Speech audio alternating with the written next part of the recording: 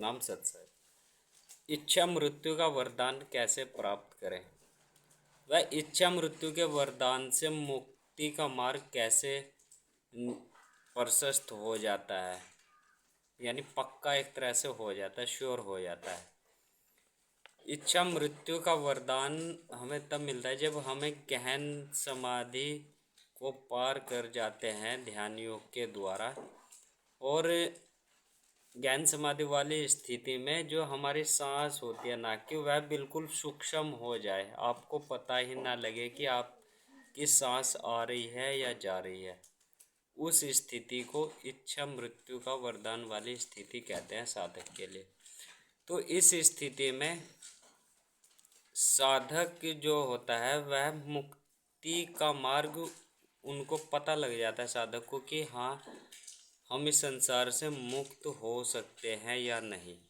जीते जी मरने का यह तरीका होता है, यानी जैसे मरने वाली प्रक्रिया में एक जो शरीर के अंदर से ऊर्जा बाहर निकलती है कि किसी तरह ध्यान योग की प्रक्रिया में, ज्ञान समाधि की प्रक्रिया में जो है यही सेम प्रोसेस होता है शरीर के अंदर। यानी एक ऊर्जा जो संचालन करती है जिसे हम आत्मा कहते हैं, वह नीचे से ऊपर की ओर बहती है। तो जीते जी मरने का तरीका वह मार्ग बनाना पड़ता है, अर्थात मुक्ति का मार्ग बनाना पड़ता है। जीते जी यह कोशिश की जा सकती है, ऐसा नहीं कि आप नहीं कर सकते। हम सभी लोग इसको कर सकते हैं, सीख सकते हैं, वैसे गुजर सकते हैं। कोई कहे कि मरने के बाद पिंडदान करने से मुक्ति मिल जाती है, तो यह असंभव है। जब हमने जीते जी यह तरीका वह मार्ग नहीं बनाया, मुक्ति का एक मार्ग होता है, वह मार्ग नहीं बनाया है, तो मरने के बाद असंभव है। यही यानी ये जो हमारे समाज में फैला हुआ है कि मरने के बाद भी हमें मुक्ति मिल जाएगी या हम अपने पूर्वजों को मुक्ति दिला सकते हैं, ऐसा असंभव है।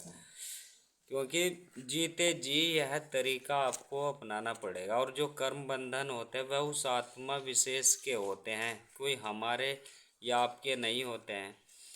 लेकिन कोशिश करनी है जीते जी ही इस मुक्ति के मार्ग को प्राप्त करें, और आप कर सकते हैं ध्यान योग के द्वारा। तो पिंडदान करने से मुक्ति नहीं मिल जाएगी, बल्कि कर्मों का बंधन हो सकता है। जो उनके द्वारा कमाई गई धन संपत्ति है उसको दान पुण्य करने से कुछ कर्म खत्म हो जाए, तो यह विधि असंभव है। यानी किसी व्यक्ति के मरने के बाद में उसके परिवारजन यदि कोई क्रियाक्रम करते हैं और कहते हैं कि उनको मुक्ति मिल जाएगी, असंभव। यदि आपको मुक्ति प्राप्त करनी है तो अपने जीते जी अवस्था में ध्यान योग की प्रक्रिया से आपको गुजरना पड़ेगा, तब मुक्ति साधक की हो जाती है। इच्छा मृत्यु में यह नहीं कि आपकी मृत्यु होगी ही नहीं, यानी ऐसा नहीं होता है कि किसी को इच्छा मृत्यु का वरदान है और वह यहीं पर वास करे इस पृथ्वी लोक में, तो ऐसा नहीं है। इच्छा मृत्यु होती है का वरदान होता है कि जब आपका शरीर पूरा होने को हो, आपका समय पूरा होने को, तो आप मृत्यु को खुशी खुशी स्वीकार कर ले और उस प्रक्रिया से आप विचलित न हो, और आपका मन परमात्मा मैं होना चाहिए। उस अवस्था में, मृत्यु के अंतिम अवस्था में परमात्मा मैं मन होना चाहिए, तब मुक्ति उस साधक की मिलती है। वह साधक जो है परमात्मा में ही मिल जाता है, यानी यह आत्मा परमात्मा में मिल जाती है उसके बाद। लेकिन इसको पहले से ही इस शरीर के अंदर मिलाना पड़ता है सहस्त्रार चक्र में, तब आत्मा मरने के बाद में परमात्मा मैं हो जाती है।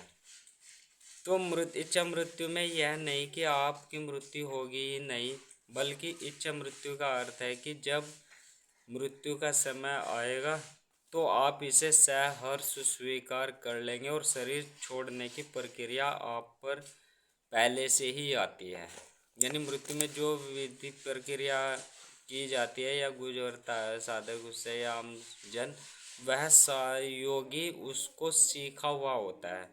तो उसे कोई कष्ट नहीं होता, तो शरीर आसानी से छोड़ देंगे, जिसमें कि कोई कष्ट नहीं होगा, जिसे जिस इस शरीर छोड़ने वाली प्रक्रिया को संत लोग गहन समाधि लेना भी कहते हैं।